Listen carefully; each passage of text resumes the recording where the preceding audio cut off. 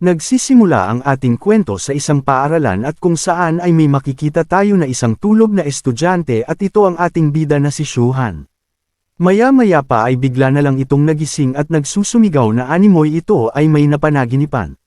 Dahil sa kanyang pagsigaw ay nakakuha siya ng atensyon sa kanyang klase dahilan nito ay pinagtawanan siya ng kanyang mga kaklase. Isa sa mga hangal ay nagsabi na muli na naman na naginip ang ating bida sabay nito ay sinang-ayunan naman ng isa ding hangal, at nagsabi na siguro na panaginipan nito kung papaano muli gumawa ng love letter kay Pan Lian Lian. Ang ating bida ay hindi nito pinansin ang mga pinagsasabi ng kanyang mga kaklase bagkus ay tiningnan niya ang kapaligiran, at sa isip-isip niya ay kung anong nangyari dahil sa kanyang palagay ay tila bumalik siya sa kanyang nakaraan noong second year high school siya. At tiningnan niya ang kanyang mga palad kasabay nito ang pagtataka dahil bumalik nga talaga siya kung saan nasa second year high school nga siya. Maya-maya pa ay nakita na ang petsa at oras sa kasalukuyan na may 12:00 na ng tanghali kaya sa isip-isip niya ay kulang na lang ng 3 oras bago ang spiritual energy ng mundo ay mag-revive.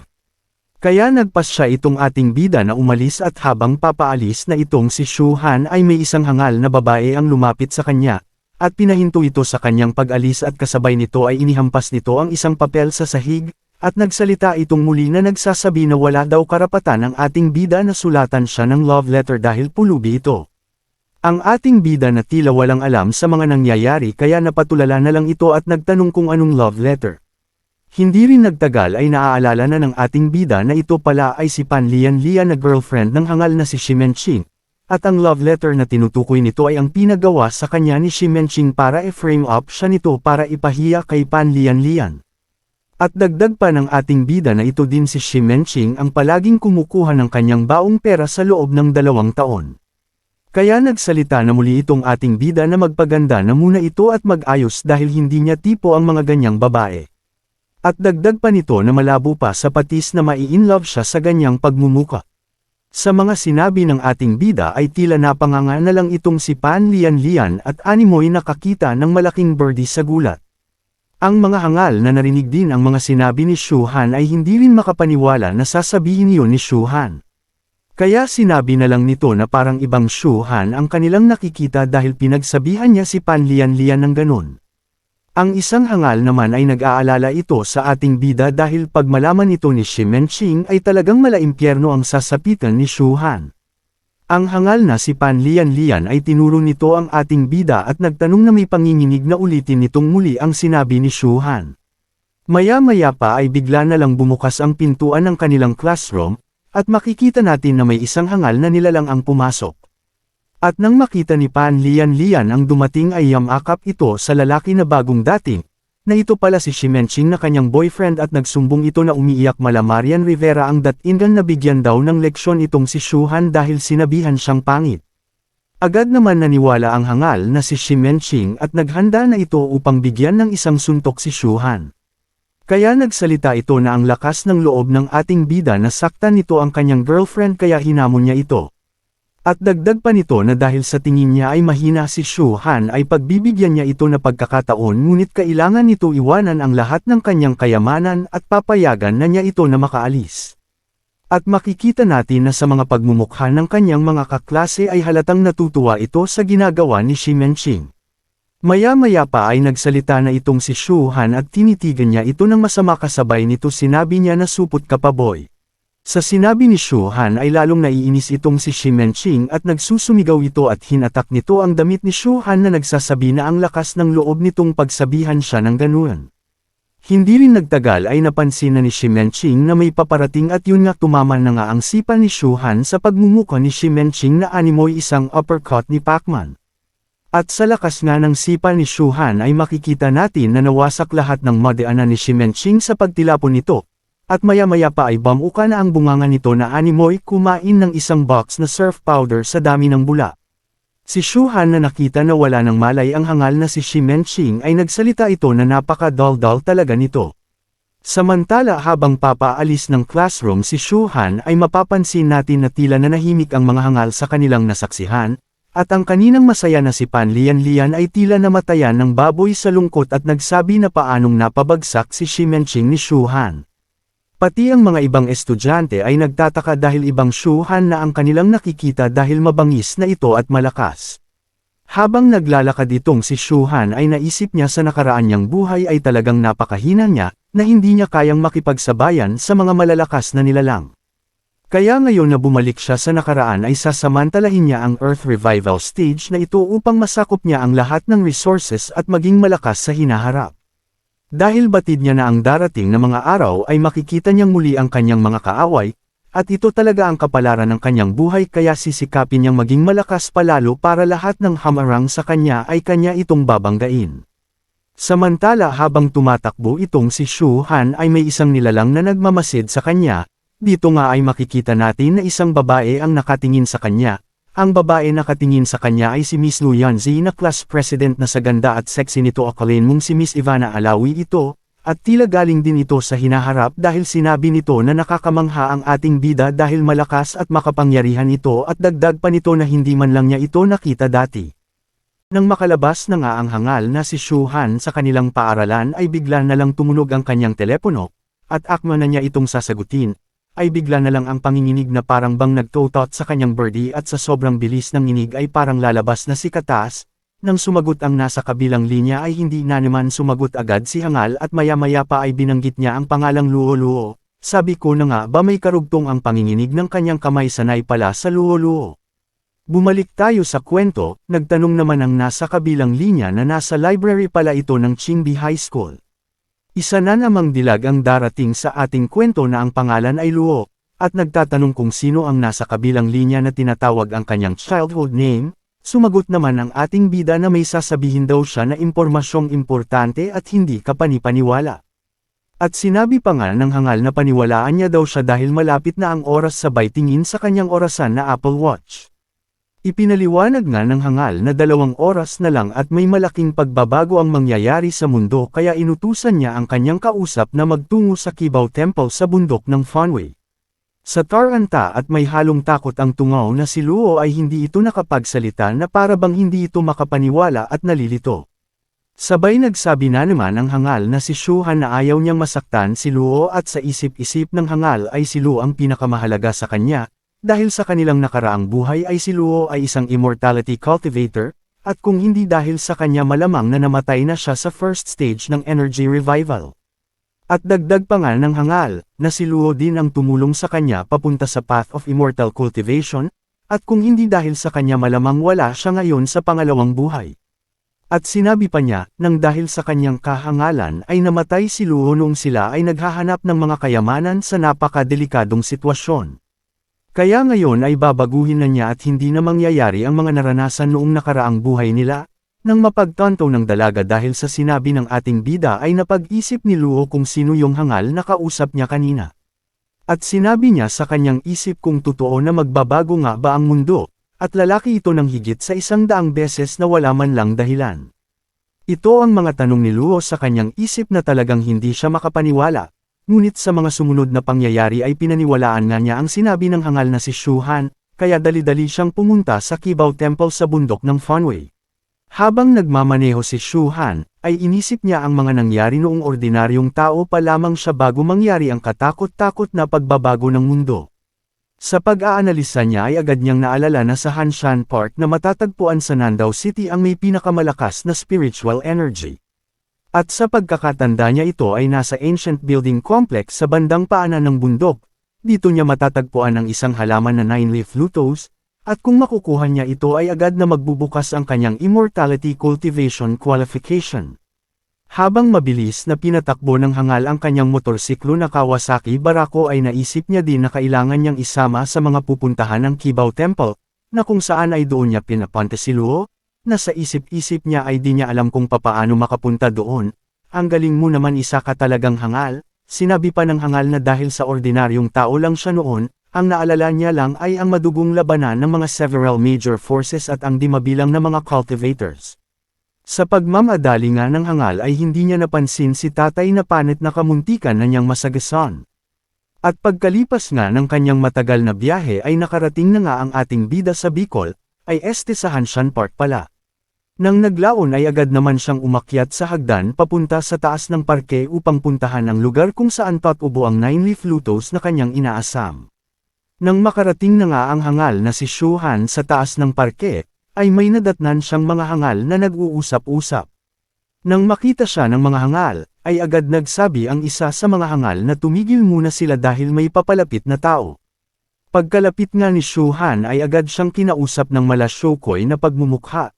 Sabay sinabihan siya na sarado ngayon ang Hanshan Park at si Mr. Liang nga daw ang nag-book sa araw na ito. Sa sinabi nga ng hangal na Shokoy ay biglang tinitingnan niya ito at sinabi niya na ang pagkakaalam ko ay ang Hanshan Park ay para sa publiko, kaya walang karapatan ang sinasabi mong si Mr. Liang.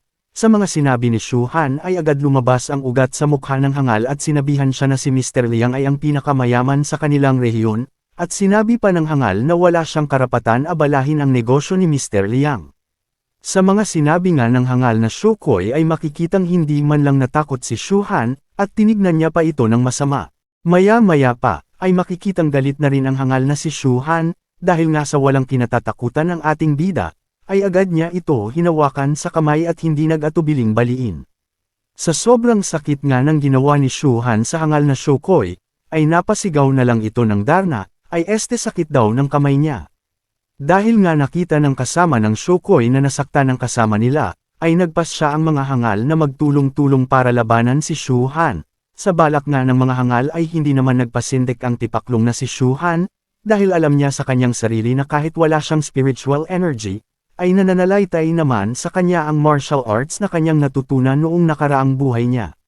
Kaya nga wala ngang nagawa ang mga hangal sa kanya, at sabi pa nga ng hangal na si Shuhan, ay bisik lang daw sa kanya ang mga ito. At sinabi pa niya na maswerte sila dahil hindi pa nagigising ang kanyang immortality cultivation qualification, dahil malamang ay mga pulbos na sila ngayon. At dahil nga wala nang malay ang mga hangal, ay dumiretso na nga si Shuhan sa may pasukan ng complex.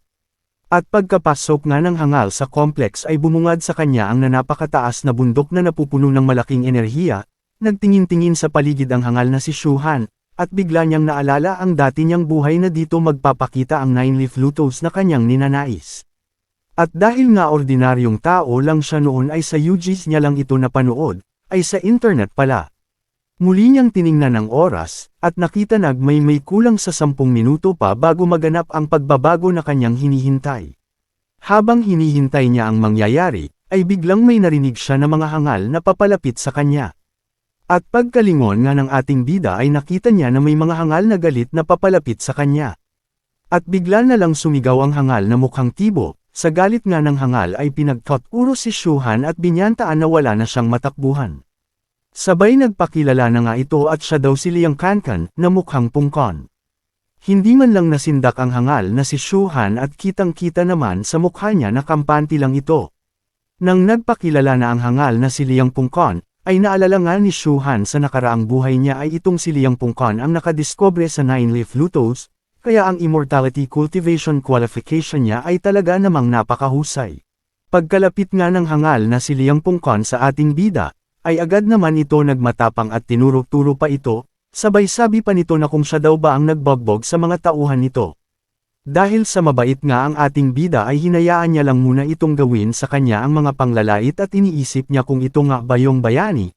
Nang mapagtanto na ng hangal na si Liang Pungkon nga ito agad niya naman hinawakan ito sa baba at pinaling pakaliwat kanan, sabay naisip ng hangal na si Shuhan ay sa nakaraang buhay niya, ay pagtapos ng magising ni Liang Pungkon ang immortality cultivation qualification ay naging bayani ito ng Nandao City.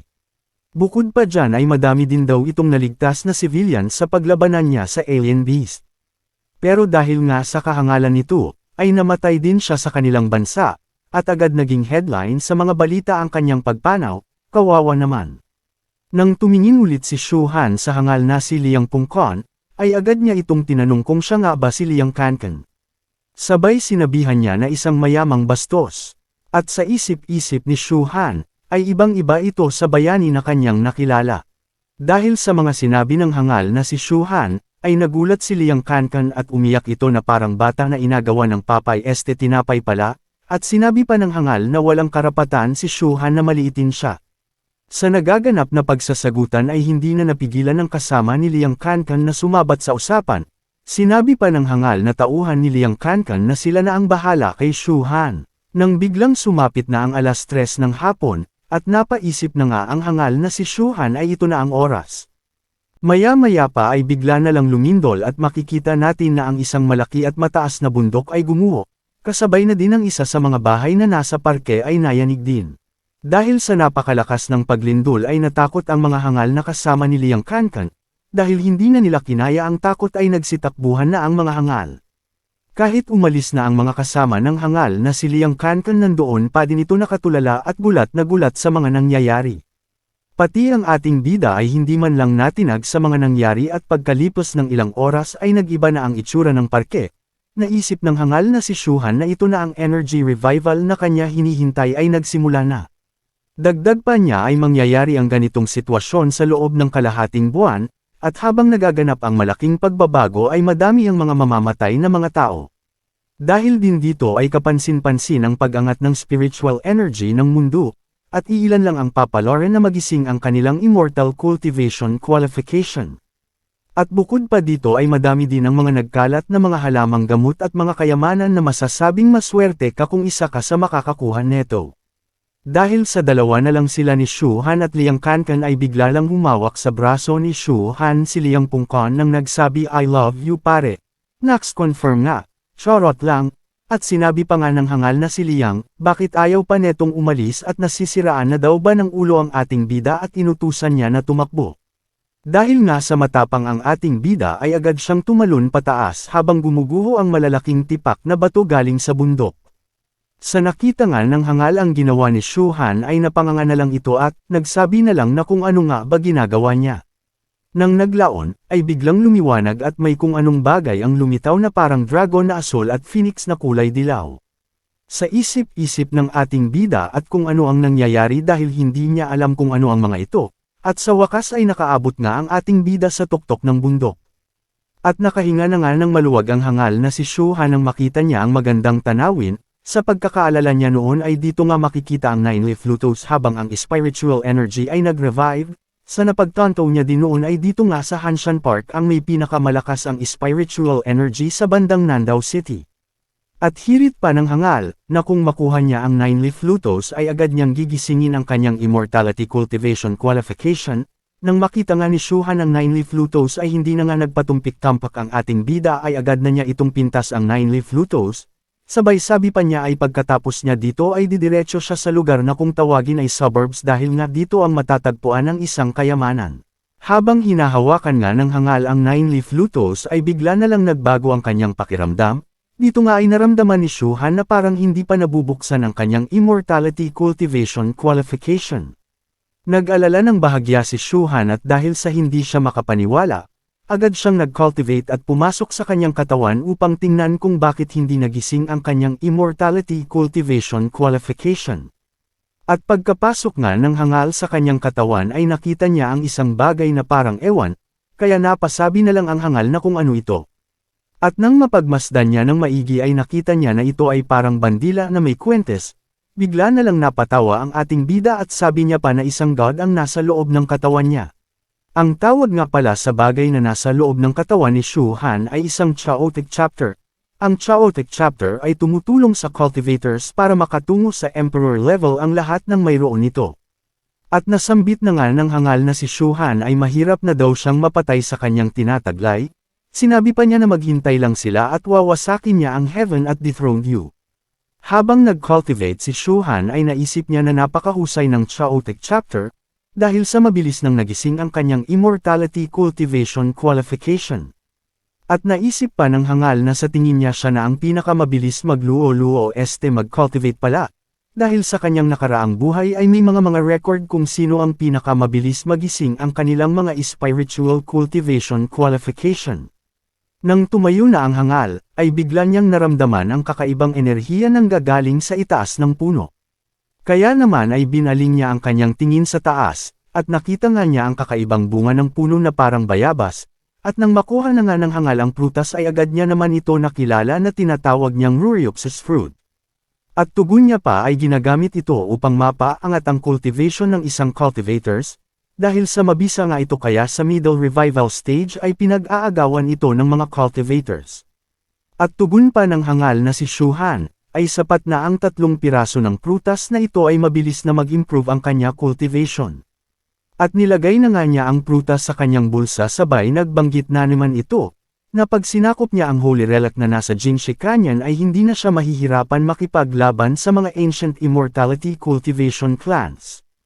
Maya-maya pa ay biglang nakarating na ang hangal na si Liang Kankan na pagod sa pag-akyat. At sambit pa nito kung ano na nangyayari sa mundo dahil nakita niya ang isang bundok na mataas na bigla na lang itong gumuho, at tapos ay habang umaakyat daw siya ay nakita niya naman ang isang dragon na lumilipad sa kalawakan, kaya nababoang na daw siya kakaisip. Sa mga sinabi nga ng hangal na si Liang Kankan ay tiningnan lang ito ni Shu Han na parang wala siyang pake.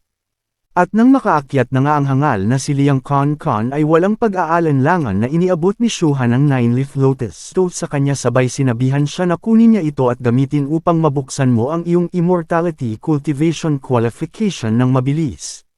Ang bait naman talaga ng ating bida. At sa isip-isip pa ng ating bida ay nagising naman na ang kanyang immortality cultivation ay hindi na niya kailangan ng 9-leaf lotus. Kaya nagpasya na lang siya na ibigay ito kay Liang Pungkan dahil batid niya na hindi naman ito masamang tao. Kaya dapat ibalik niya lang daw ang pagmamay-ari ng isang bayani na mamamatay sa kanilang bansa. At pagkabigay nga ni Shu Han ng 9-leaf lotus ay agad naman itong nagpalm sabay lipad pataas. Sana all nakakalipad, sayang naman ang Kawasaki barako niya hindi na ito magagamit pa. Dahil nga harap-harapang nakita ng hangal na si Liang Kankan ang ginawa ni Shu Han ay nagulat ito at napasigaw na lang kung nagbago na nga ba ang mundo. Nang pagkababa sa lupa ng ating bida, ay naisip niya na masyado pang mababa ang kanyang cultivation, kaya maghahanap na muna siya ng isang lugar para magamit na niya ang prutas na nakuha niya kanina. Nang makahanap na siya ng tamang lugar ay agad nang nag-cultivate ang ating bida sabay nilabas na din niya ang 3 pirasong prutas na nakuha niya kanina. Habang nag-cultivate ang hangal na si Shu Han ay naisip niya na nasa early foundation stage pa lang siya, kaya nagpapasalamat siya at nakita niya ang prutas na ito, na sagana sa spiritual energy na makatutulong sa mabilis na pagpunta sa middle foundation stage. Pagkalipas nga ng 3 araw, ay natapos nang mag-cultivate ang hangal na si Shu Han.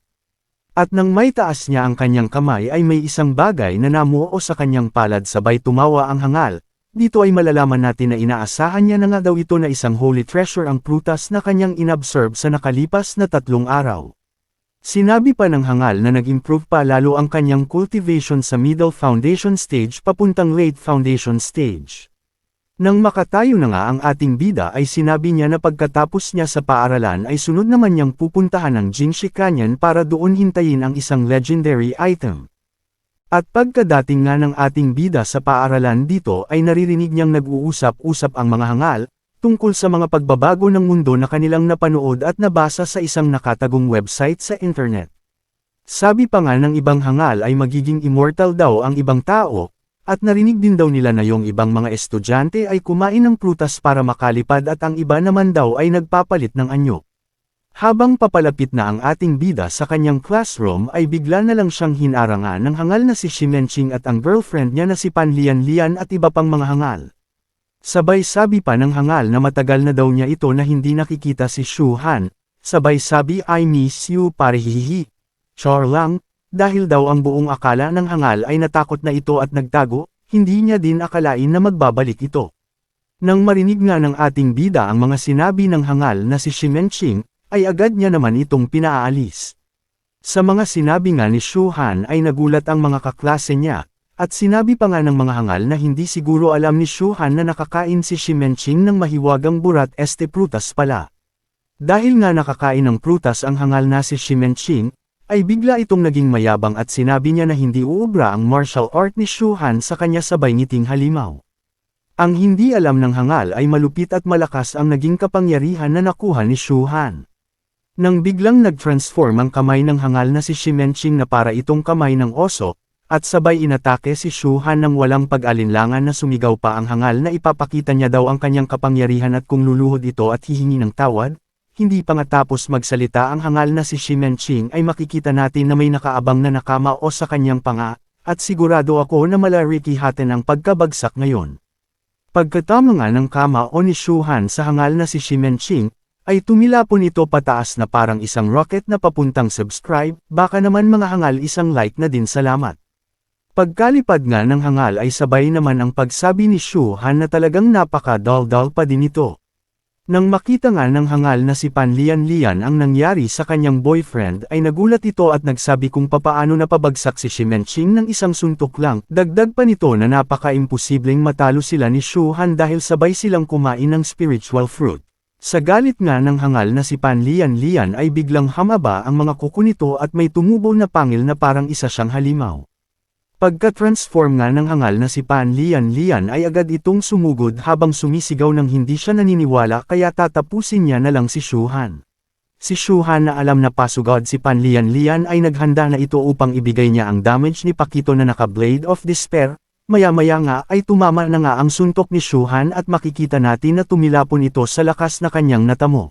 Dahil sa lakas nga ng suntok ni Shuhan ay makikita natin kung paano natilapon ang hangal na si Pan Lian at sa lakas nga nito ay nawasak ang pader na kanyang binagsakan.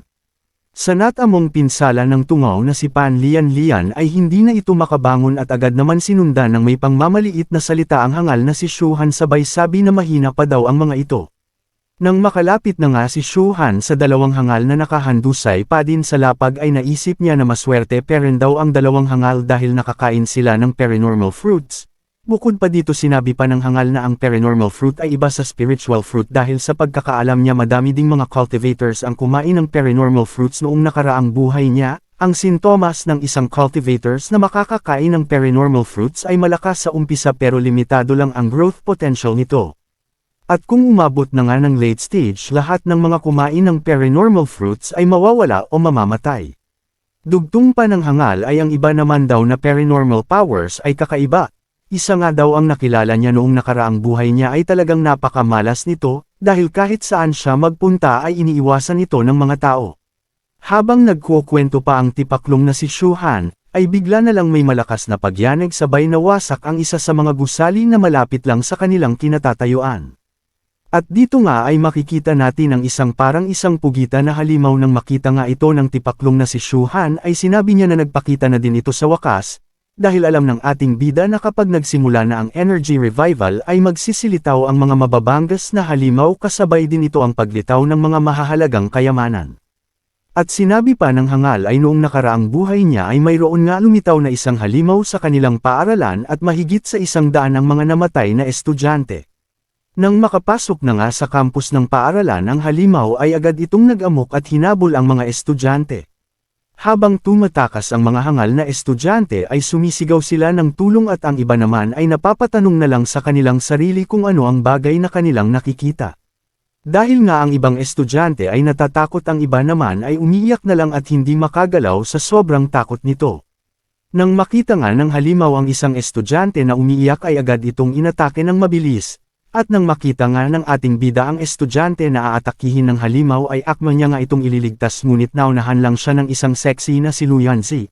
Napatingin na lang at natulala ang hangal na si Shuhan sa ginawa ng sexy na si Luyanzi sabay sabi ni hangal ng lameka ayo oy, sagot naman ni Luyanzi, ay ayaw Cole bata pa ko Cole. Charot lang. Nang mailigtas na nga ni Luyanzi ang bata ay agad naman niya itong itinabi kay Shuhan na tulala pa din dahil nakakita siya ng sexy na mala Ivana Alawi ang datingan. Dito ay nakita natin na nagkamalay na ang dalawang hangal ay bigla itong nagulat at natakot kay sexy Ivana ay ka Luyanzi pala. Ngunit nang mapansin agad ito ni Luyanzi sabay sinabihan niya naman itong kumalma at dagdag pa nito na wag silang matakot dahil protektahan daw sila nito sa halimaw. At nang makilala nga ito ng tipaklong na si Shimenching ay agad naman itong nagpa-cute, at binati niya pa ito at sabay ng bola pa ito na halatang sip-sip. Agad namang sumabat at sinang-ayunan ito at sabay nagparinig ang hangal na si Pan Lian sabay nagsabi na buti pa nga daw si President Lu ay tumutulong. Dagdag pa nga ng hangal ay di katulad ng iba dyan na martial art na nga lang ang alam ay hindi man lang daw ito tumutulong, sabay binola niya din at binati ang hangal na kanilang presidente. Napatingin na lang ang ating bida sa dalawang tipaklong na batid niya na siya ang pinatatamaan ng mga tungaw na si Shimenching at hangal na si Pan Lian, at nagdagdag pa nga ng sinabi ang tipaklong sa ating bida na hindi man lang daw iniligtas ang kawawang bata kanina. At nang papaalis na si President Lu ay sabay pang nagsabi ang dalawang hangal na simula daw ngayon ay sa kanya na daw ito susunod at may ngiting nakakapeste. Sa mga sinabi ng dalawang hangal ay hindi ito pinansin ni President Lu. Bagkus ay inutusan ng ating bida na alagaan niya ang bata dahil lalabanan niya ang halimaw. Bago nga si Lu umalis ay sinabihan silang tatlo, na simula ngayon ay silang tatlo ay sa kanya na magtratrabaho. Dagdag pa niya na kung sila daw ay makakagawa ng maayos na gawain ay bibigyan niya ito ng gantimpala. Sa mga sinabi nga ni Lu Yanzi ay makikita natin na hindi natutuwa at nagulat ang hangal na si Shu Han, dahil parang hindi siya makapaniwala na ililigtas siya at bibigyan ng gantimpala ng isang hangal na babae. Sa isip-isip pa nga ng hangal nating bida ay para talagang nagbibiro ata itong si Lu, dahil ang pagkakaalam niya ay hindi niya kailangan ng tulong ng isang mahinang nilalang. Habang nagmumukmok ang hangal na si Shu Han ay sabay namang inaalisa naman ang mabangis na halimaw ni President Lu, at sambit man ito ay na nasa level 2 ang halimaw kaya gagamitin niya na lang ang kanyang espada. Agad namang lumipad si Lu Yanzi sa halimaw upang labanan ito, dahil nakita nga ng mga hangal na lumilipad si Lu Yanzi ay manghang-mangha ang dalawang hangal na si Pan Lian at Shi Menqing. Pero ang ating bida ay nakatitig lang ito at sinabi na si Lu Yanzi ay malamang isa sa mga membro ng Hidden Family na sa nakaraang buhay niya ay hindi man lang niya ito natagpuan. At sa pag-aanalisa pa nga ng hangal ay malamang mayroon itong tinatagong isang sikreto sa kanyang pagkatao. Nang mapansin ni Shu Han ang bata ay agad niya naman ito sinabihan na aalis na sila dito dahil napakadelikado ng lugar na ito. Ang akala ng hangal ay sisang-ayon ng bata ay bigla na lang nagsalita ito sabay sabi na kalma ka lang dyan tungaw dahil kayang talunin ni ating sexy ang halimaw dahil ito ay lumilipad. Dagdag pa ng bata ay wag itong mag-alaala dahil matatalo ito ni ate sexy.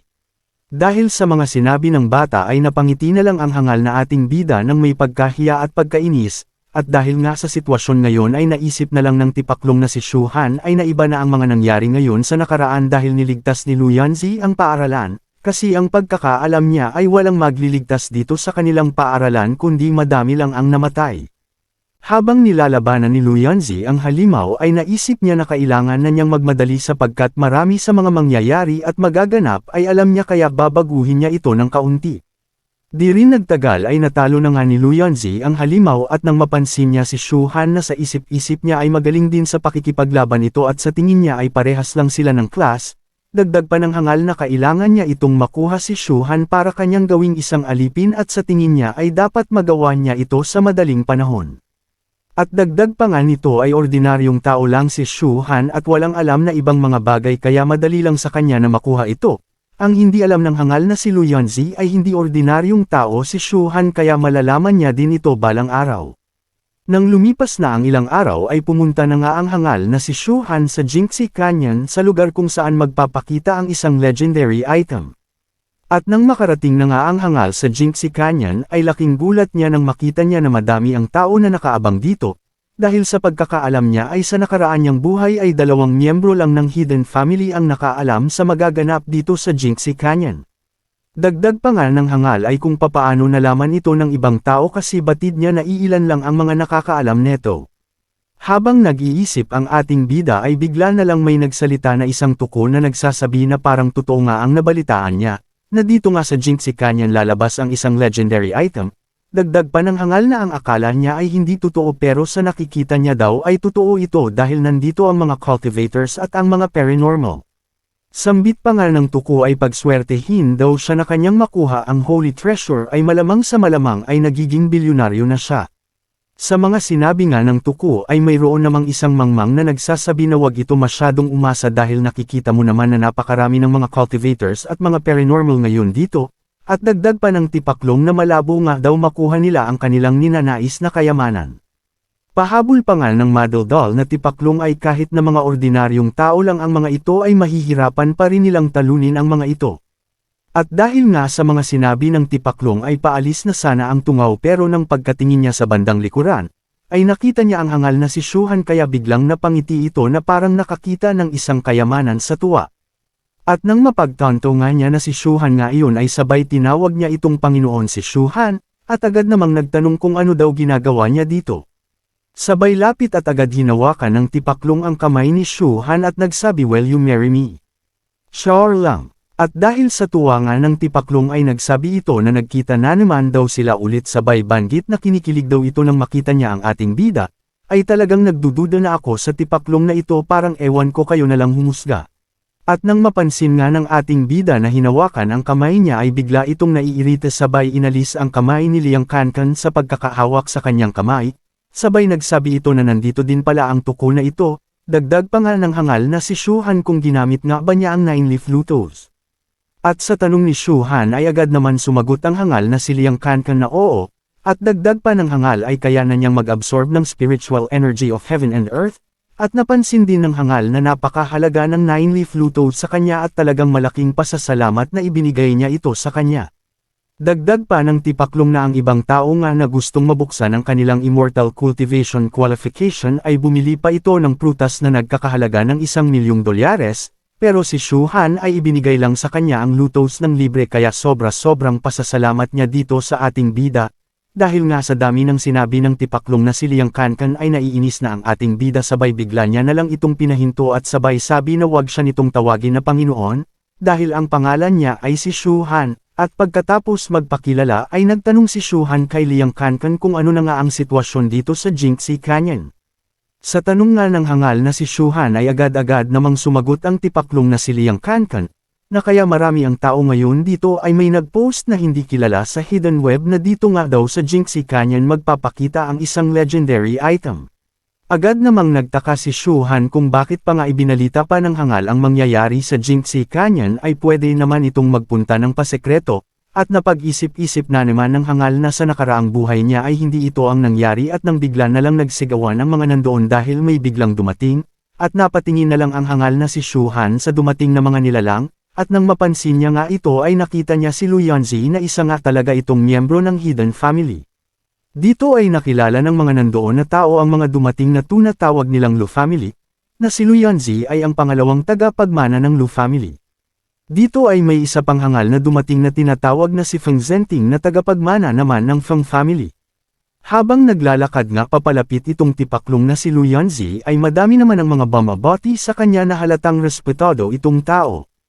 At nang makita nga ng hangal na si Liang Kankan ang dalawang miyembro ng mga Hidden Family ay nawala na ito ng pag-asa na may makukuha pa sila, dahil nga ang dalawang pamilyang ito ay napakakilalang pamilya sa Nandao City dagdag pa nito na si Luyanzi ay napakamakapangyarihan at wala daw silang laban dito. Hirit pa nga ng hangal ay magkakilala ang kanyang pamilya at ang pamilya ni Luyanzi at kung nais ni Shuhan ay ipapakilala niya nga daw ito. Sa mga sinabi nga ng tipaklong na si Liang Kankan ay sumagot naman ang ating bida na hindi siya interesado sa mga hangal na ito. Sabay aalis na sana ang ating bida na si Shuhan ay bigla na lang may tumawag sa kanya, at pinipigilan siyang umalis nito. At nang marinig nga ng hangal na may tumawag sa kanyang pangalan ay agad naman siyang huminto upang hanapin kung sino ang tungaw na tumawag sa kanyang pangalan, at makikita nga natin na si Pan Lian ang salarin ng pagtawag sa kanya at sabay agad naman nagsabi pa ang hangal na si Pan Lian na bigla na lang itong tumakas sa school noong nakaraan. Dugtong pa nga ng tipaklong ay maswerte nga ito dahil classmate niya sila kaya hindi ito naparusahan ni Lady Luyanzi dagdag pa nga ng madaldal, at pagkatapos ngayon bigla na lang din ito aalis na hindi man lang babatiin si Lady Luyanzi. Kasi nga ang gusto ng ating bida ay siya ang batiin ni Luyanzi araw-araw halaoy.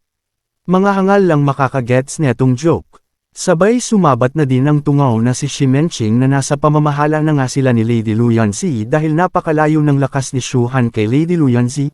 Ang hindi lang alam ng mga hangal na ito ay ayaw lang ipakita ng ating bida ang kanyang tunay na lakas. At dagdag pa nga ng tipaklong na bumalik na nga ito upang magbigay galang ito kay Lady Luyanzi. Dahil sa inis at gigil na ang ating bida ay pinagmumura niya na lang ang mga ito, dahil sa sinabi ng hangal na si Shuhan ay nagulat na lang bigla ang mga tipaklong sa kanilang narinig pati si Liang Kankan ay napaubo na lang ito, at hindi makapaniwala sa mga nasabi ni Shuhan.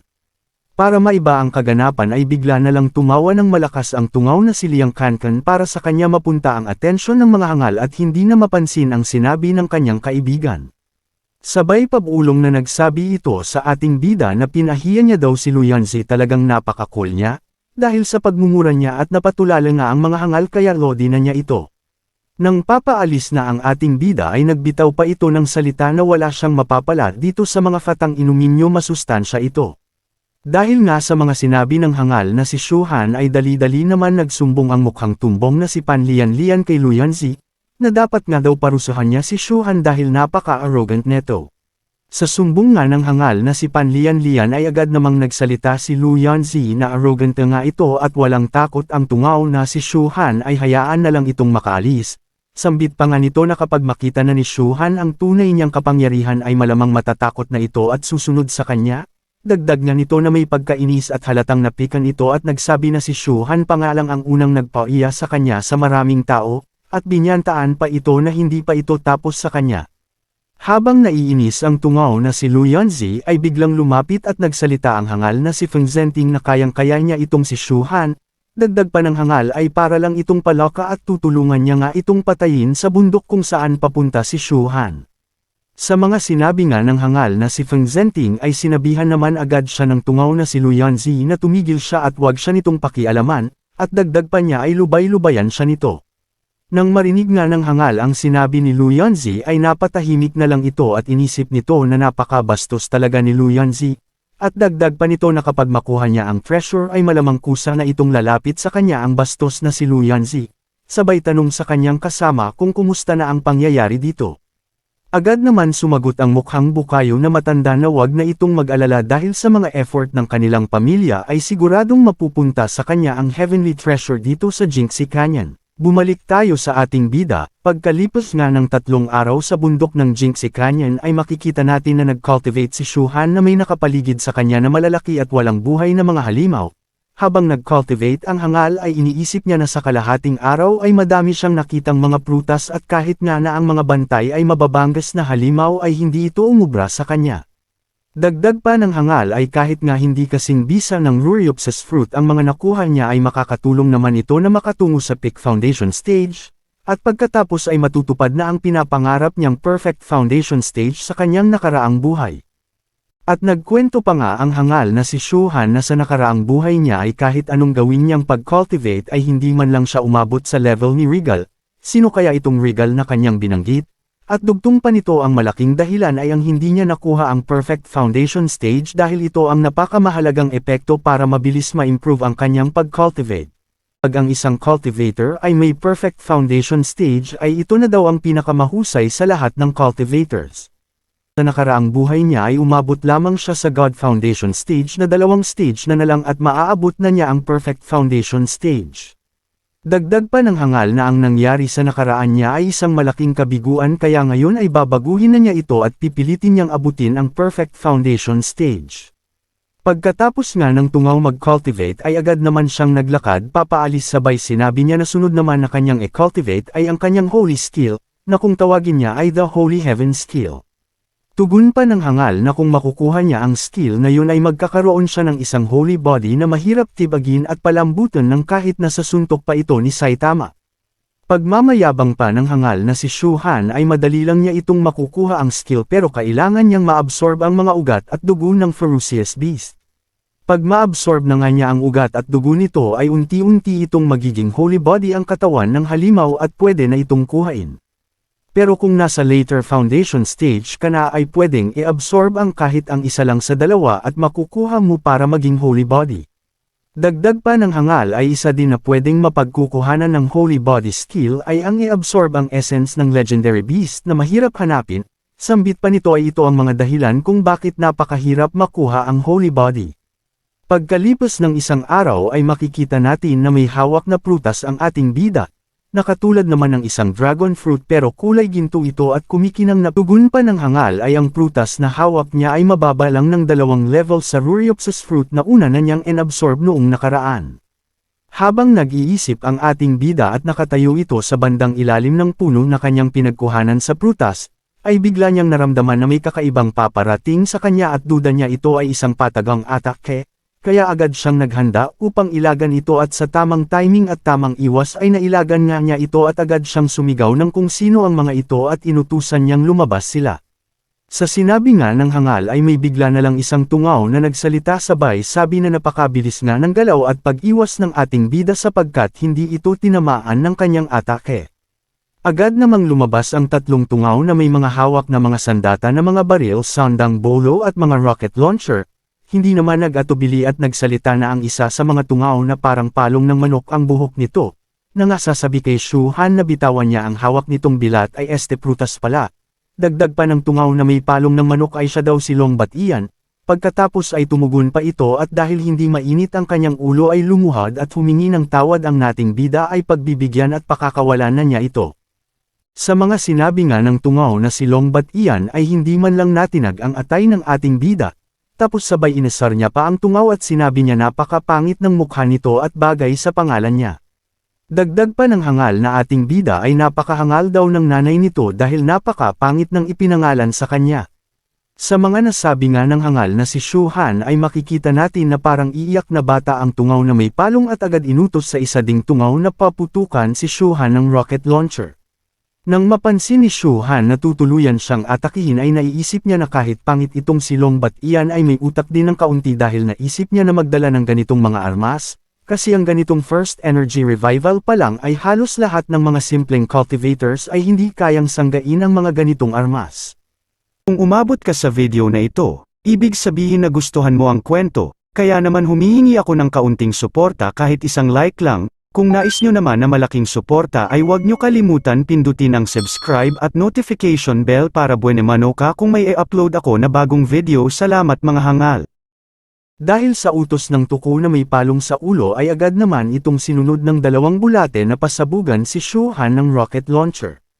Pagkaputok nga ng rocket launcher ay agad itong papunta sa kinatatayuan ng hangal na si Shu Han, pero sa nakikita natin ay hindi man lang inilagan ng hangal ang dalawang pasabog na patungo sa kanya.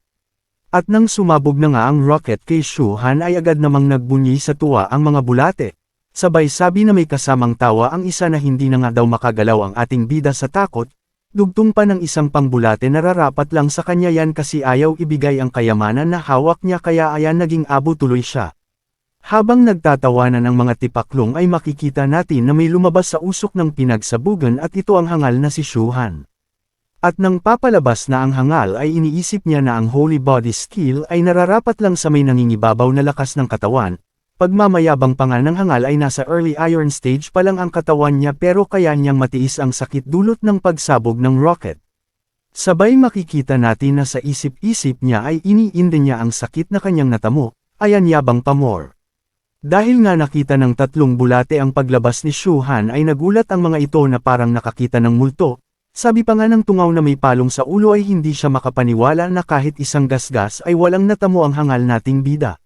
Sabay sabat naman ng isang bulate na may pagtataka na hindi nga ito makapaniwala sa mga nakikita niya, dahil bida-bida din ang isang bulate ay nagsabi din ito na siya din hindi makapaniwala sa nakikita niya. At talagang pabida itong si tungaw na may palong sa ulo ay nagsalita pa ito ulit. Sabay nagsabi bakit sa hangal na si Shu Han ay hindi ito umubra. Dagdag pa nito na ilang beses na niya itong sinubukan at mahigit na isang dosenang cultivators ang napapaslang ko gamit ang rocket launcher na ito. Subalit datapwat kay Shu Han ay deadma lang ito sa isip-isip ng hangal siguro may magic ito. Tanong pa nga ng tipaklong mayroon sigurong magic treasure si Shu Han dahil naprotektahan niya ang kanyang katawan. At sa isip-isip nga ng tipaklong ay kailangan niya makuha ito. Agad naman sumigaw ang si Palong kay Shu Han at nagbanta na makapangyarihan ang kanyang flying sword na kaya siyang paslangin ito. Dagdag pa nga ng tipaklong kung ibibigay niya ang magic treasure ay pananatilihin niya na buo ang kanyang katawan. Dahil nga sa mga sinabi ng tipaklong na may palong sa ilong ay este sa ulo pala, ay hindi naman nagpasindik ang hangal na si Shu Han at sabay sinagot niya ito na dapat sa kanya ito magmakaawa na panatilihin na buo ang katawan niya. Dagdag pa nga ng ating bida bago ka nakapunta dito ay marami ka nang napatay at nanakawan na mga cultivators kaya isuko mo na lang ang buhay at ang mga kayamanan na hawak mo. Sa narinig nga ng tipaklong na may palong sa ulo ay napikon ito at agad itong sumugod na nagsasabi na walang karapatan na siya ay pagbantaan ni Shu Han. Dagdag pa ng tipaklong at dahil ginalit siya neto ay hihiwain niya na lang daw ang ating bida ng ilang piraso. Hindi naman pinakitaan ng pagkatakot ang ating hangal na bida at nagsabi pa ito ng mahina pa masyado ang flying sword nito, at agad nga nagsalubong ang atake at ang depensa ng dalawang hangal. Sabay nagsalita ang ating bida na may pang-asar na wala man lang natutunan kahit kakaunti ang tipaklong sa paggamit ng flying sword. Dahil sa nakita ng tungaw na may palong sa ulo na nasa alaglang ang kanyang atake ay nagulat ito ng husto at literal na laglag pa nga sa gulat. At napansin niya din ang kanyang kahangalan na dahil si Shuhan ay nagtataglay nga ng late foundation stage at maramdaman ito ng tipaklong, ay anyabang pa more, dahil natatakot na ang tipaklong ay nagsalita naman si Shuhan na huli na ang lahat dahil siya naman ang aatake. Sabay mala-flash itong si Shuhan sa bilis at agad itong nakapunta sa likod ng tungao.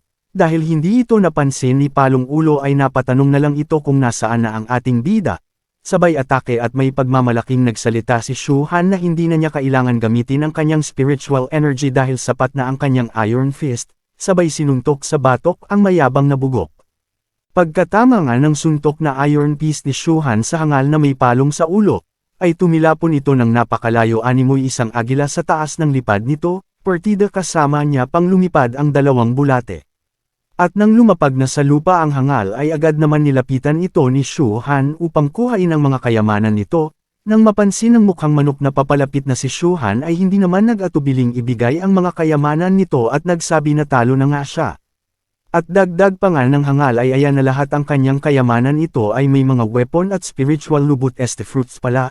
Dugtong pa nito ay lahat nga ng mga yan galing sa kanya sa mga napaslang niyang mga cultivators ibibigay niya na lahat basta patakasin lang siya nito. Agad naman tiningnan ng hapit na si Shuhan ang laman ng bag na iniabot ng hangal na may palong sa ulo. At nang makita niya ang laman ay agad natuwa ang ating hangal na bida dahil mga spiritual tutoy fruits nga pala ang karamihan dito.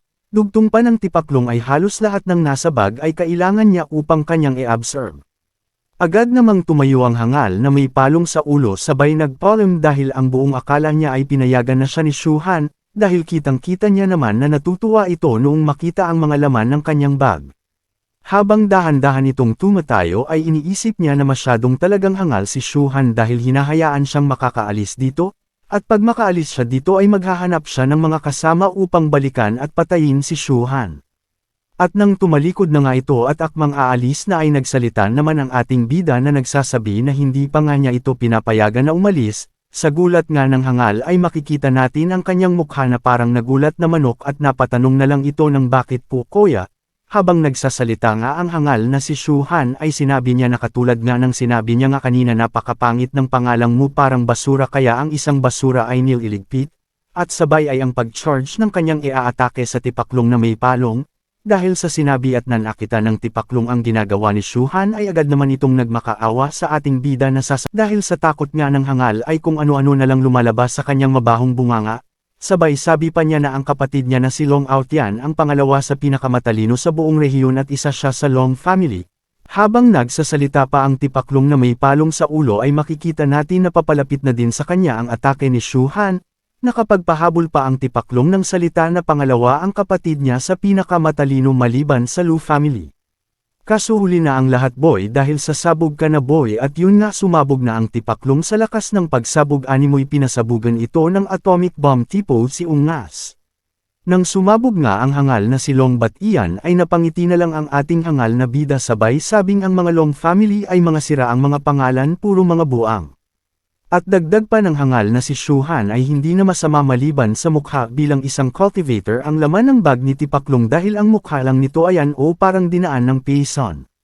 Dagdag pa ng hangal ay talagang namang napakayaman ng Long family sabay inilabas niya ang laman ng bag ni Long Batian. At napasabi pa nga ang hangal nating bida na napakarami rin pala ang nakuha na spiritual fruit ng tipaklong sa mga napatay niyang cultivators kaya dapat lang na mamatay din ito. At nang may latag na nga niya ang mga laman ng bag ng tipaklong ay may napansin siyang kakaiba at tinanong ng hangal kung ano ang bagay na nakita niya, at sabay kinuha niya upang alamin kung ano ito at habang binubuksan niya ay sumagi sa isip niya baka ang bagay na ito ay ang 5-element seeds. At nang mabuksan na nga ng hangal ang bote ay agad naman may lumabas na sari-saring kulay na nanggagaling sa bote. Pagkatapos ay kanya naman itong napansin at nang makita niya ito ay kinumpirma nga ng hangal na si Shuhan na may halong saya na ito nga ang tinatawag na 5-element seeds na talagang maswerte siya, maya-maya pa ay bigla na lang nagbago ang anyo ng kapaligiran na kanyang kinatatayuan at mistulang nasa Encantadia si hangal. Dagdag pa nga ng hangal ay isa din ito sa mga kailangan upang makarating siya sa perfect foundation stage. At sa isip-isip pa niya ay talagang walang presyo ang tatapat sa mga buto na ito dahil ito'y isa sa mga napakahirap hanapin ngayon at sa nakaraan niyang buhay. Dahil nga mayroon makikita na heavenly treasure dito sa Jinxie Canyon ay baliwala na sa kanya iyon sapagkat ngayon nakakuha siya ng ganitong mga kayamanan ay mas malaki pang treasure ang kanyang nakuha. Kaya nagpasya na lang ang ating bida na hayaan na lang mapunta sa mga tuko ang treasure na yun. Bigla na lang tumunog ang telepono ng hangal ay nang tingnan niya ito kung sinong tumatawag at nakita nga natin na ang tipaklong na si Liang Kankan nais kumausap sa kanya. At nang sagutin niya ay bumungad sa telepono niya ang pagmumukha ng tipaklong na si Liang Kankan, sabay nagtanong ito kung nasaan na ito at ilang araw na silang hindi nagkikita. Nax, I miss you na pare, charot lang. Dagdag pa ng tipaklong ay kung hindi pa na-i-add sa WeChat friends niya ay talagang hindi niya ito makakausap.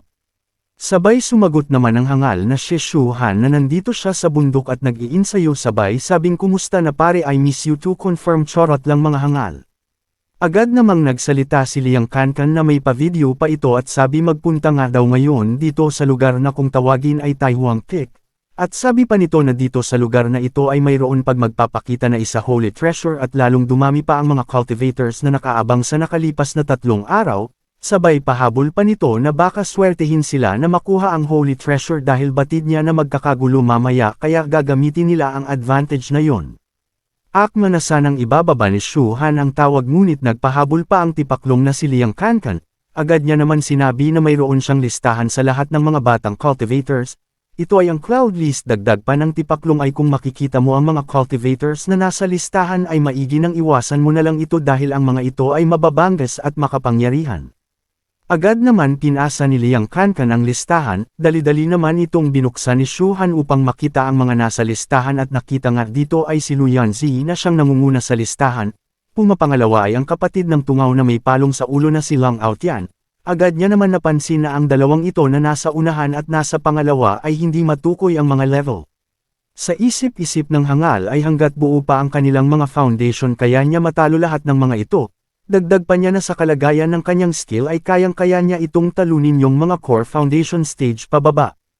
Habang papaalis na ang hangal na si Shuhan ay hindi maalis sa isip niya yung dalawang nangunguna sa listahan na sana kung magkikita-kita sila ay wag siyang bigin ng mga ito. Dagdag pa niya na antayin lang siya at siya na ang lalapit sa kanila. Sabay umalis na nga ang hangal upang puntahan si Liang Kankan.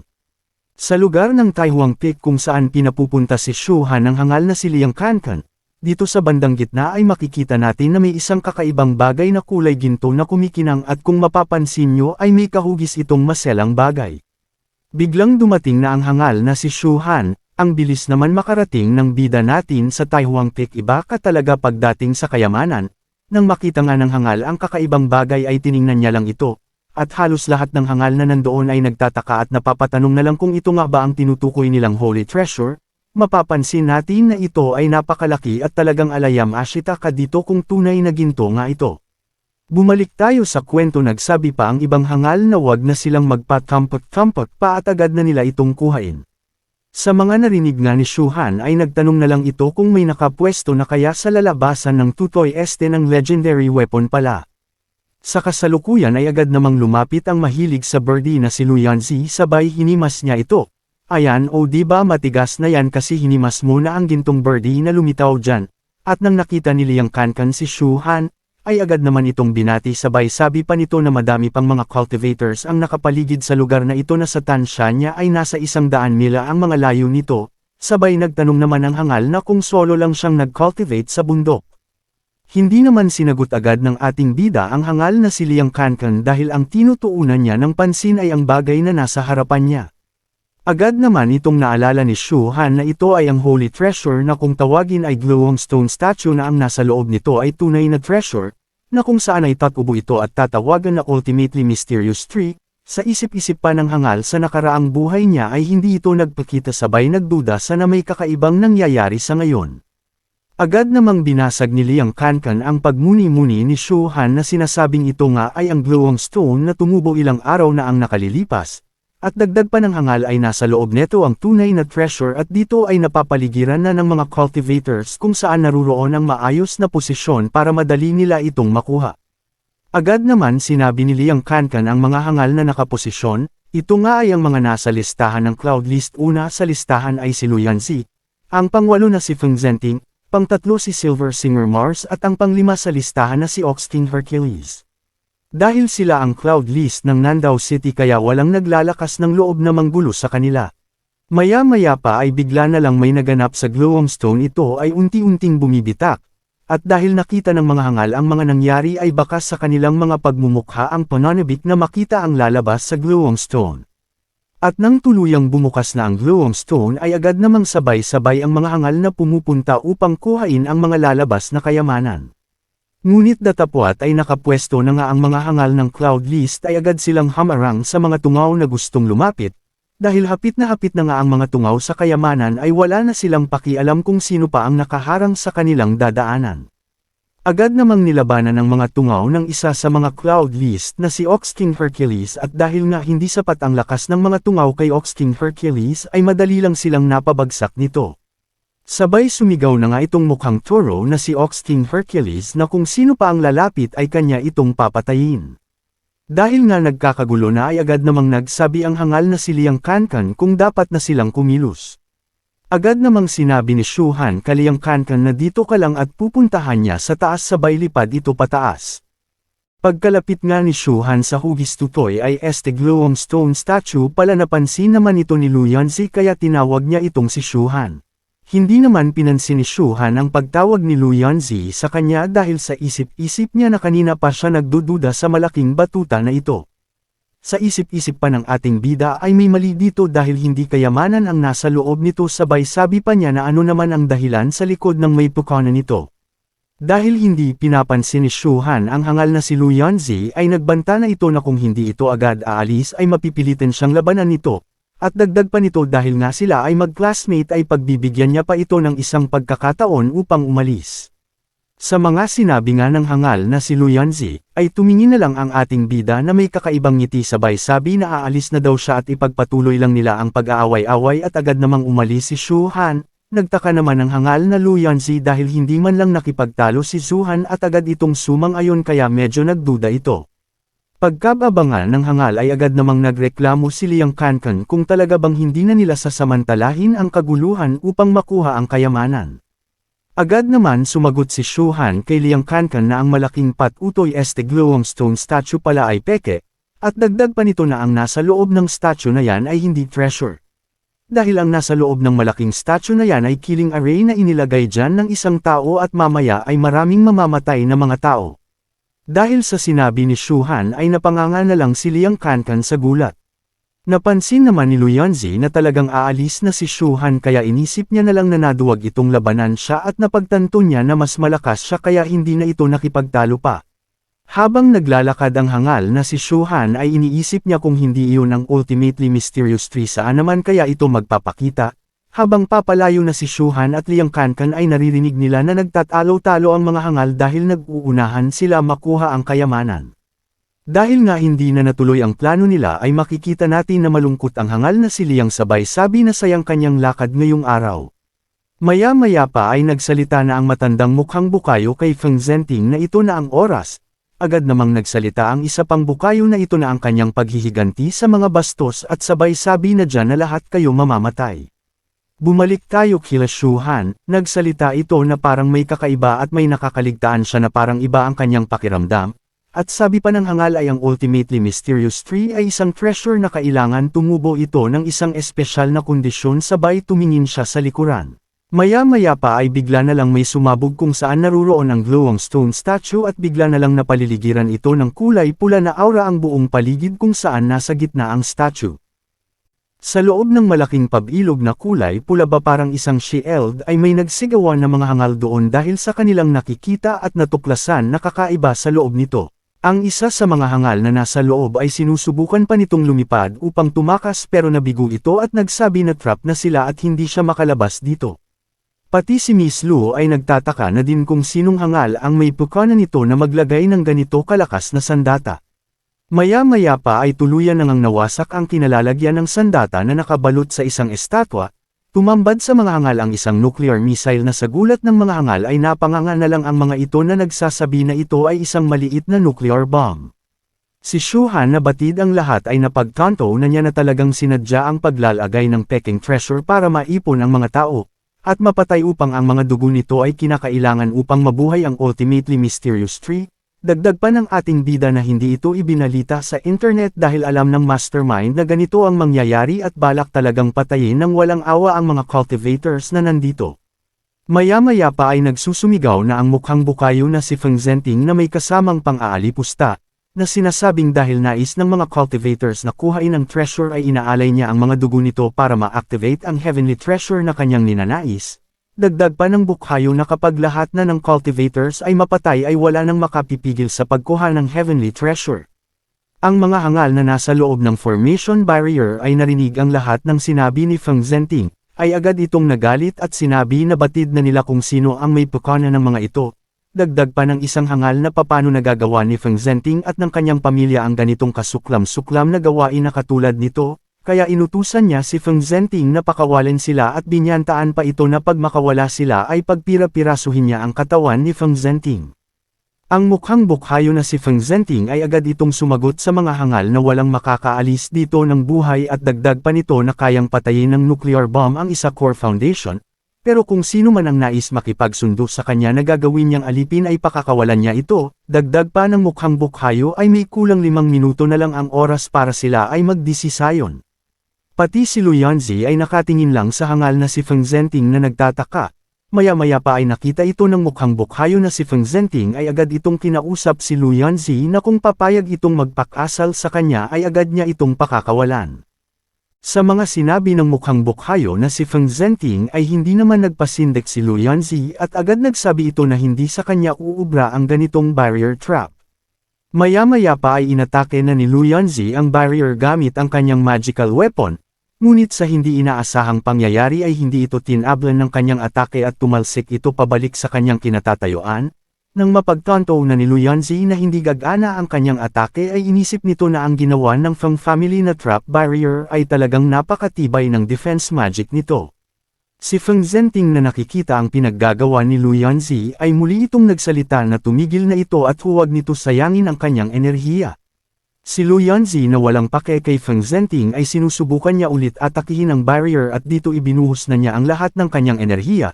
Dahil sa ginawa na atake ulit ni Lu Yanzi ay nagkaroon na ito ng kaunting lamat ang barrier ngunit ang kapalit naman sa kanya ay ang panghihina at bigla itong napasukan ng dugo. Maya-maya pa ang kaunting lamat ay bumabalik sa ayos kaya napatigil ng saglit si Lu Yanzi. At inisip nito na hindi kayang tibagin ang ganitong barrier kung ang isang cultivator ay mababa sa core foundation. Dagdag pa ni Lu Yanzi ay kailangan pa niyang ipaangat ang kanyang foundation. Habang hirap na hirap si Lu Yanzi ay may pang-iinis naman na nagsasabi si Feng Zhenting, na may 3 minuto na lang ang kanyang buhay at dagdag pa nito ay huwag siyang sisihin dahil binigyan niya ito ng pagkakataon. Dahil hindi na nakatiis ang ating hangal na bida na mas hangal sa kanilang lahat ay lumapit na ito sa mukhang bukhayo na si Feng Zhenting na nagsalita kung maaari ba siyang magtanong.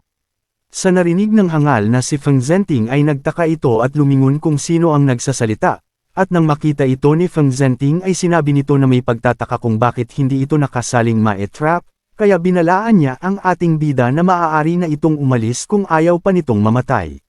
Dahil sa sinabi ng hangal na si Feng Zhenting ay agad naman nagsalita ang ating bida na huwag niyang masamain dahil nais lang niyang magtanong na agad ito itinanong ng ating bida, kung papaano nalaman niya at ng kanyang pamilya na kailangan ng blood sacrifice para tumubo ang heavenly treasure na ultimately mysterious tree. Sa mga tanong ng ating bida ay nagtaka at natulala bigla ang hangal na si Feng Zhenting. Dahil hindi makasagot si Feng Zhenting ay agad naman itong narinig ng mga hangal na nasa loob ng trap barrier na galit, na nagsasabi ang mga ito na ang lakas ng loob ng Feng family na pumatay ng mga cultivators. Nang marinig ni Feng Zhenting ang mga hangal na nagsusumigaw ay sinigawan niya ito na manahimik dahil hindi niya obligasyon na sagutin ang mga tanong nila.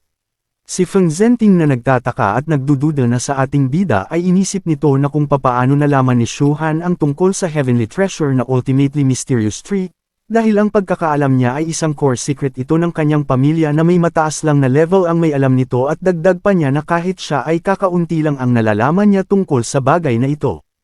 Habang nag-iisip si Feng Zhenting ay iniisip din ng ating bida na tama nga ang kanyang hinala na ang pamilyang Feng at ang mga hidden family ay talagang kakaiba. Dahil nagtatago ang mga ito ng mga pambihirang sekreto dagdag pa ng ating bida kapag maghanap ng gulo ito ay kanya itong wawasakin. Maya-maya pa ay agad naman inutusan ng hangal na si Feng Zhenting ang kanyang katabing matandang mukhang bukhayo na paslangin ang ating bida. Si Lu Yanzi na batid ang lakas ng matandang bukhayo ay nag-aalala ito ng pina-atake sa ating bida ang matanda. Kaya hindi na ito nagdalawang isip na sigawan si Shu Han at inutusan niya itong tumakbo sapagkat ang level ng matandang bukhayo ay nasa late foundation stage na, kaya dagdag pa ni Lu Yanzi ay wala itong laban sa matandang bukhayo. Ang hindi alam ni Lu Yanzi ay mas mataas ang level ng ating bida na nasa core foundation stage na ito. Dahil sa ginawang pagsigaw ni Lu Yanzi ay napansin ito ng ating bida, at tiningnan niya ito na may nakangiting ekspresyon na nagsasabing hindi niya akalaing nag-aalala ito sa kanya at dagdag pa ng ating bida na wag itong mag-alala dahil maayos lang siya. Sa sinabi ng ating bida ay sumagot naman si Lu Yanzi na hindi siya nag-aalala sa kanya, nais niya lang tumakas si Shu Han para ibalita at ikalat sa lahat ang mga nangyari sa lugar na ito, para pumunta ang mga tao at tulungan sila. Akala siguro ng ating bida ay concern si Miss Lu Yanzi sa kanya ayan asa pamor pa iya ang hangal. Dahil sa sinabi ni Lu Yanzi ay napahiya ang ating bida at animoy sanggol na paiyak. Maya-maya pa ay bigla na lang naglabas ng napakalakas na aura ang matandang bukhayo at tinanong ang ating bida kung ano ang nais nito, ang paslangin siya o magpakamatay na lang ito. Dagdag pa ng matandang bukhayo ay kung nais nila na magpakamatay ay tutulungan niya ito na pagpira-pirisuhin ang kanilang mga katawan. Si Liang Kankan na medyo mahina ay biglang nakadama ng pressure sa aura na inilalabas ng matandang bukhayo. At sinabi nito na napakalakas ng aura ng matandang bukhayo kaya nahihirapan na siya makahinga. Dahil nakita ng ating bida ang kalagayan ni Liang Kankan ay tinanong niya ito kung natatakot ba ito sa matandang bukhayo. Sa tanong ng ating bida ay agad din namang sumagot ang hangal na si Liang Kankan na lagi lang siya nasa tabi ng ating bida kaya kung lalaban ba sila o tatakbo. Ngumiti naman ang ating bida na walang pag-aalanlangan na sumagot na syempre lalaban siya, sabay iniabot niya ang rocket launcher kay Liang Kankan at sinabing gamitin mo yan. Sa hinagis na rocket launcher ng ating bida ay nagtatakang sinalo ito ni Liang Kankan.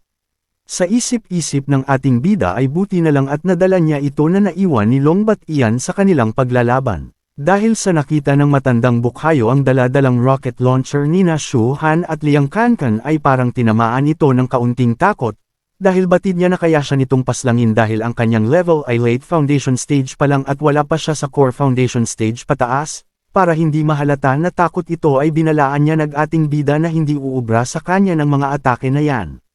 Maya-maya pa ay agad na itinutok ni Liang Kankan ang rocket launcher sa matandang bukhayo, na sinasabing manahimik na ito dahil malaking kayamanan ang nakataya dito kaya hindi na siya natatakot kahit kanino. Sabay pinaputok na nga ni Liang Kankan ang daladala nitong laruan at ating makikita na ito nga ay patungo sa hangal na matandang mukhang bukhayo.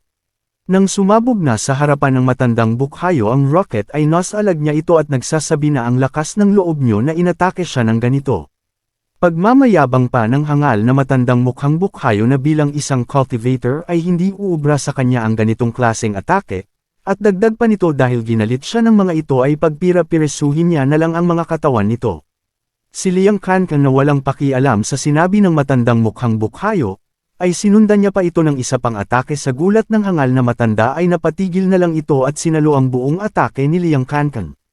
Dahil hindi ito inilaga ng matandang bukhayo ang atake ay sumabog ito sa kanyang katawan at maya-maya pa ay makikita natin na nakadapa at bumubula na ang bibig ng mayabang na hangal, na nagsasabi na wala silang awa sa mga cultivators dahil sa paggamit ng thermal weapon na pang-atake ayan yabang pa more.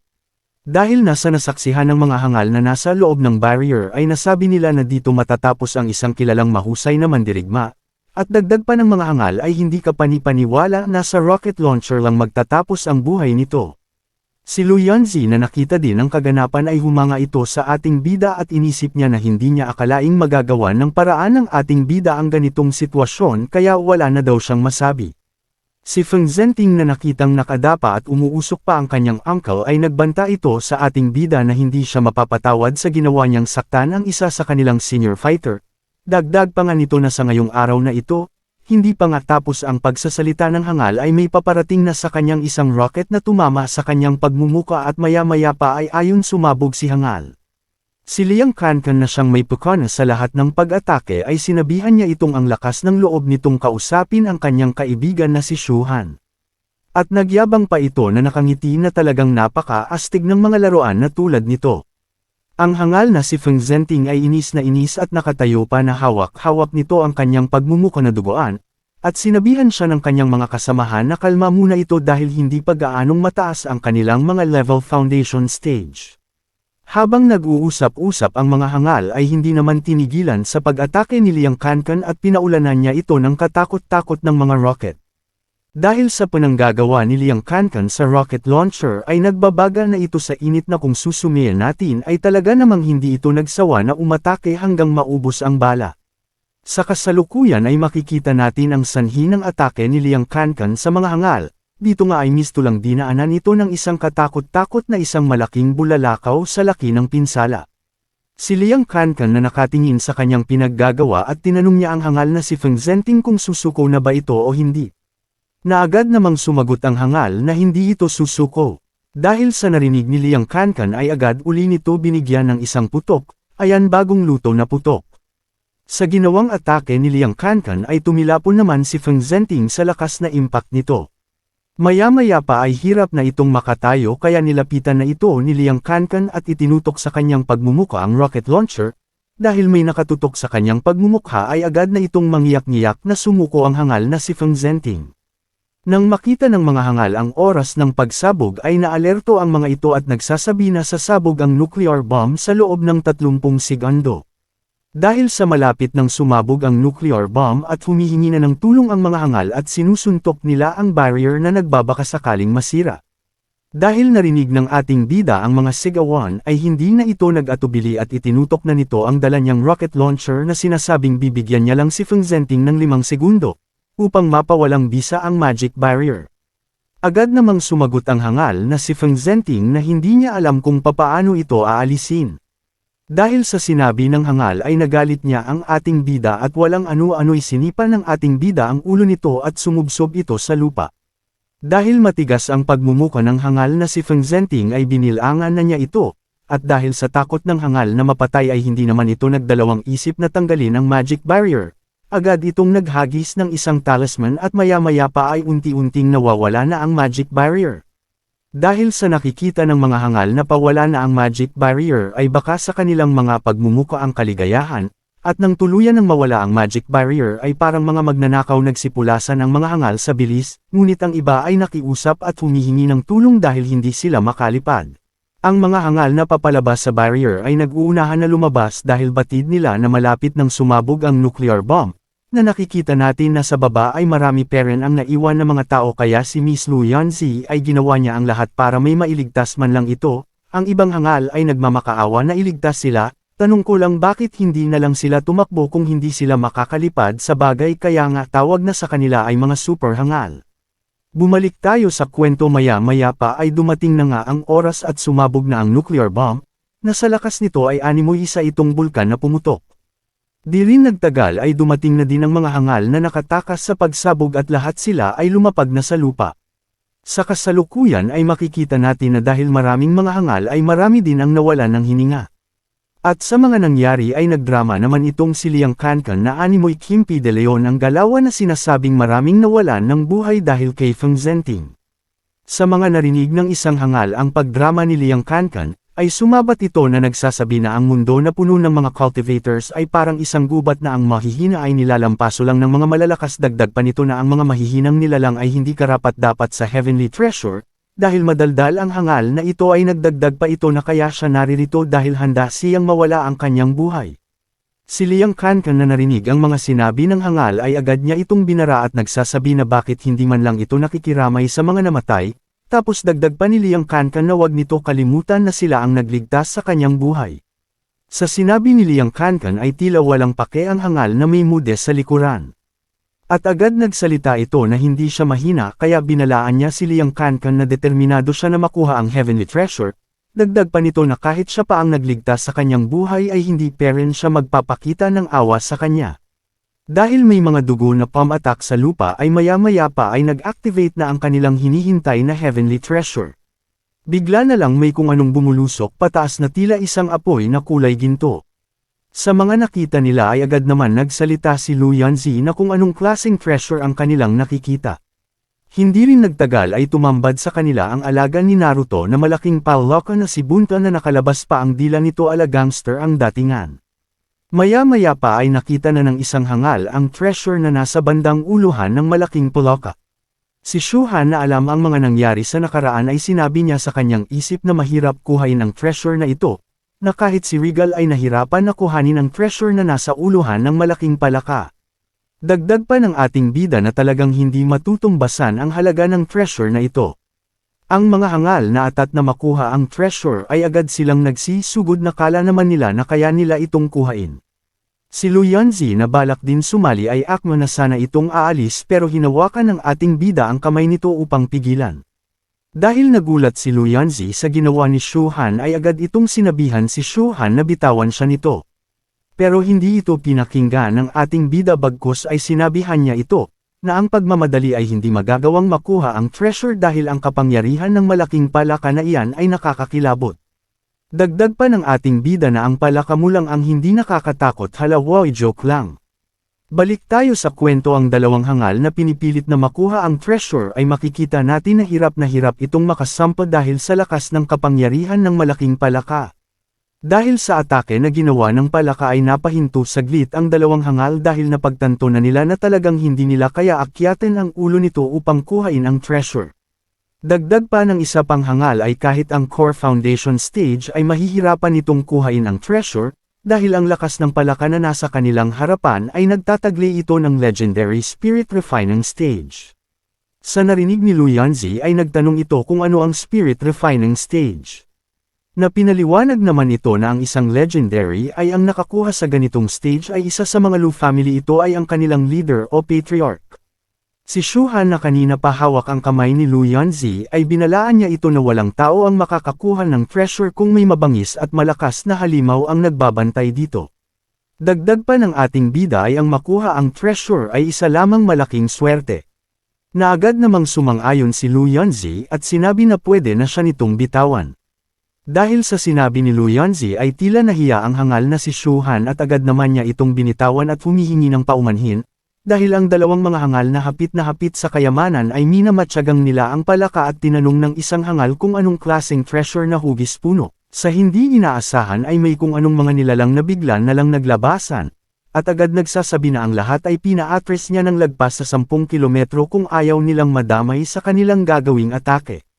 Si Oxting Hercules na nakita ang mga dumating ay tila alam niya kung ano ang mga ito, na nagtataka kung bakit pinapanta pa ang iba nilang kasamahan dahil ang pagkakaalam niya ay sila lang ng kasama niyang may mude sa likod ang pinadala dito.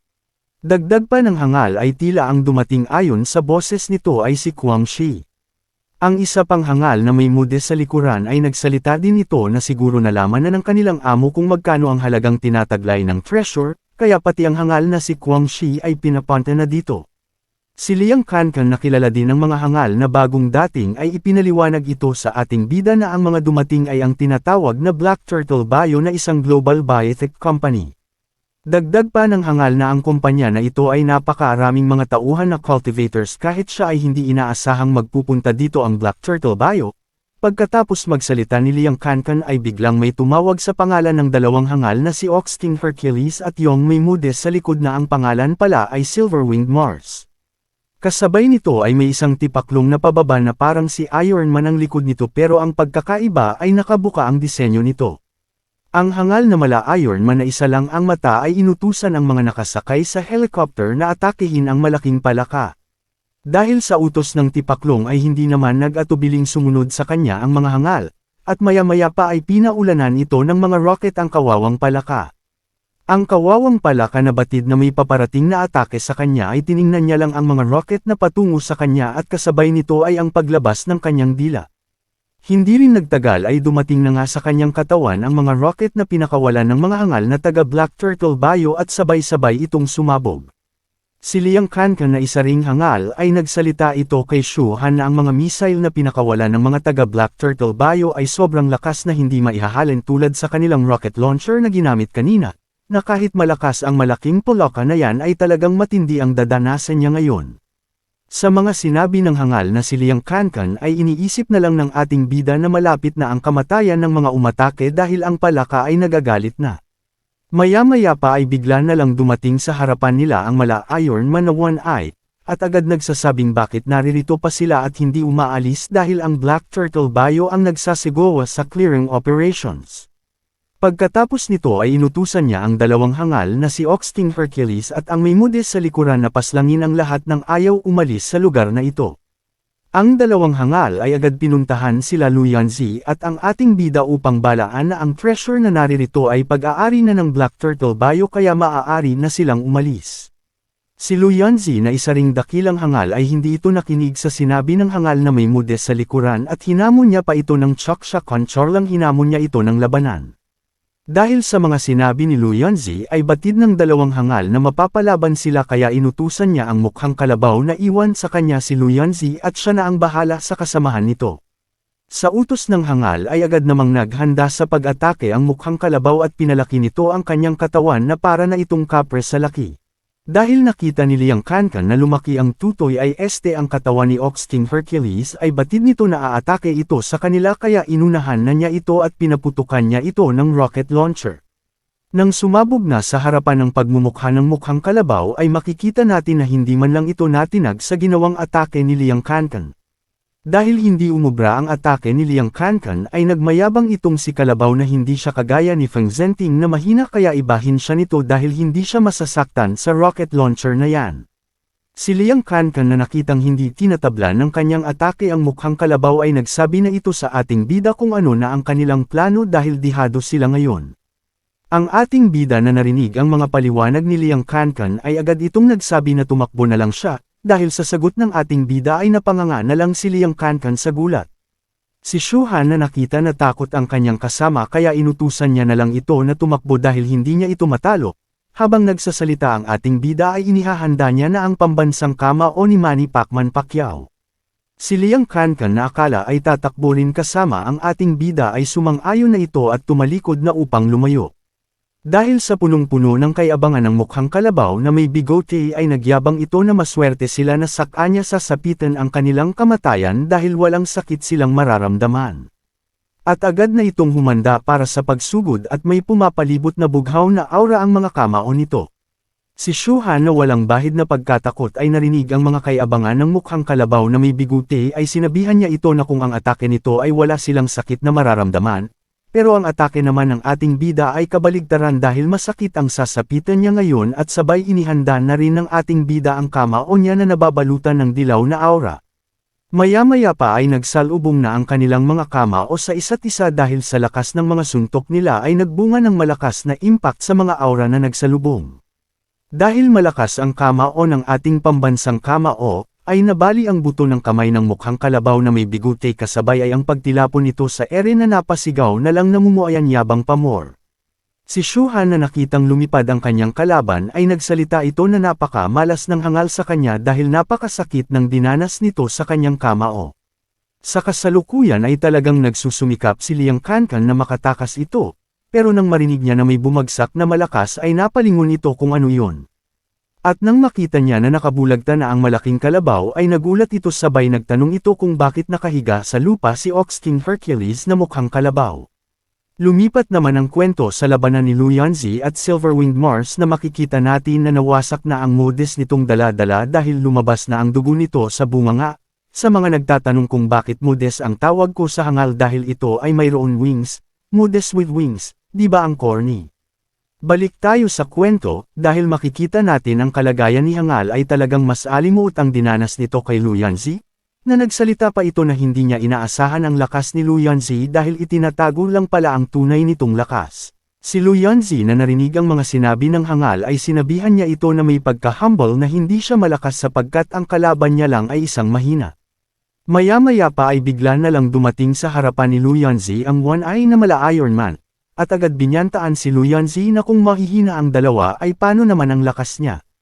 Si Luyanzi na batid ang lahat tungkol sa hangal na kaharap niya ay sinabihan niya ito na kilala niya siya nito na leader ng Black Turtle Bio, at alam niya din ang tunay na kapangyarihan nito ay nasa peak foundation stage lamang, pero dahil sa ginawa ng kanyang kumpanya ay nilagyan nila ng isang kung anong bagay para tumaas ito sa core foundation stage. Ang One Eye na mala Iron Man ay sumagot sa sinabi ni Luyanzi, Na natutuwa ito dahil alam ang lahat ni Lu Yanzi kaya sinabi nito na alang-alang sa Lu family ay inuutusan siya nito na umalis na lang ito para hindi na niya mapatay. Dahil isa ring hangal si Lu Yanzi ay hindi man lang ito kinalabot ng takot Babkos ay hinamon niya ito na isang laban. Ang hangal na One Eye na napikan sa narinig ay agad itong inatake si Lu Yanzi nang walang alinlangang na nagsasabi na wag siyang sisisihin ito dahil pinagbigyan niya ito ng pagkakataong umalis. At nang malapit na tumama ang atake ng hangal na One Eye Iron Man ay umilag si Lu Yanzi patungo sa taas na napansin naman ito ng hangal at nagtaka na nakailag si Lu Yanzi sa kanyang ginawang atake. Si Lu Yanzi na nasa taas na batid niya na dihado ito sa One Eye ay sinusubukan niya peren umatake at nang sumugod na si Lu Yanzi ay sinalubong naman ito ni One Eye Iron Man ang atake nito. Dahil nga nasa core foundation stage ang lakas ng One Eye Iron Man ay di hamak na mas malakas ito kay Lu Yanzi kaya ang resulta ay tumilapon palayo ang mayabang na hangal na si Lu Yanzi. Ang hangal na One Eye Iron Man na nakita na napatalsik niya si Lu Yanzi ay inutusan niya ang kanyang mga kasamahan na atakihin na nila ang malaking palaka. Sa utos ng hangal ay sinunod naman ito agad ng mga hangal kaya maya-maya pa ay umulan na sangkat utak na rocket patungo sa kawawang palaka. Si Shuhan na batid ang lakas na tinataglay ng malaking palaka ay nabahala na ito sa susunod na mangyayari, kaya maya-maya pa ay may isang malakas na enerhiya na mumuo sa bunganga ng palaka kaya napasabi na lang ang ating bida na ibabalik na ng malaking palaka ang atake ng mga hangal. Hindi rin nagtagal ay umatake na nga ang malaking palaka na kanina pa nang gigil sa mga hangal na walang humpay na umaatake sa kanya. Sa ginawang atake ng malaking palaka ay nakita ito ng One Eye Iron Man at napamura na lang ito dahil naubos ang mga helicopter sa isang atake lang, at nagtaka itong nagtatanong sa sarili niya na yan nga ba ang kapangyarihan ng malaking palaka. Ang hangal na One Eye Iron Man na batid nito na hahadlangan siya ni Lu Yanzi sa pagkuha sa treasure. Kaya nagpas siya ito na uunahin na niya munang paslangin kasunod ay ang pagkuha nito sa kayamanan na nasa uluhan ng malaking palaka. Hindi rin nagtagal ay inatake na nga niya ang sexy na si Lu Yanzi habang umaatake ito ay panay ang ngawa nito na nagsasabi na malalampasan siya ni Lu Yanzi sa lakas sa darating na panahon kaya ngayon pa lang daw ay papaslangin na niya ito.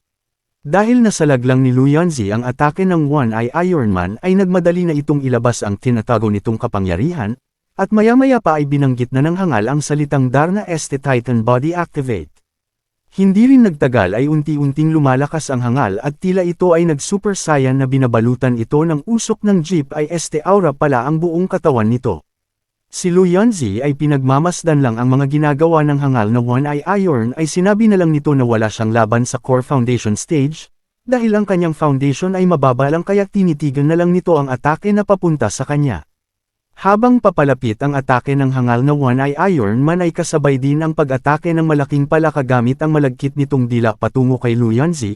Grabe ang palaka na ito marunong din kung sinong masarap dilaan, kasi sa daming pwedeng dilaan bakit si Miss Lu Yanzi pa napaka-astig mo talaga. Ang hangal na ating bida ay nakita na sabay na patungo ang dalawang atake sa kawawang Lu Yanzi, kaya hindi ito nag-atubiling pumunta upang salagan nito ang atake ng isa man sa dalawang atake na papunta kay Miss Lu Yanzi. Sa bilis ng ating bida ay nakarating ito sa tamang oras at sabay nitong tinanggap ang dalawang atake ay anyabang pamor. Si Lu Yanzi nagulat sa ginawa ng ating bida ay nagtataka ito at napanganga na lang, pati ang hangal na One Eye Iron Man ay nagtaka din kung bakit sinangga ni Shuhan ang kanyang atake.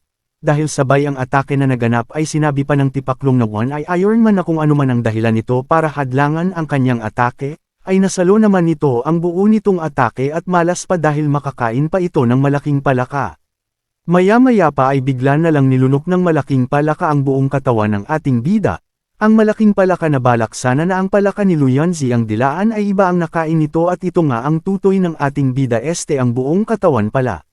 Dahil iba ang nadilaan at nakain nito ay tila nag-iba ang aura ng malaking palaka na animoy na bulunan ito sa laki ng pumasok sa kanyang bibig ayan dila pamor.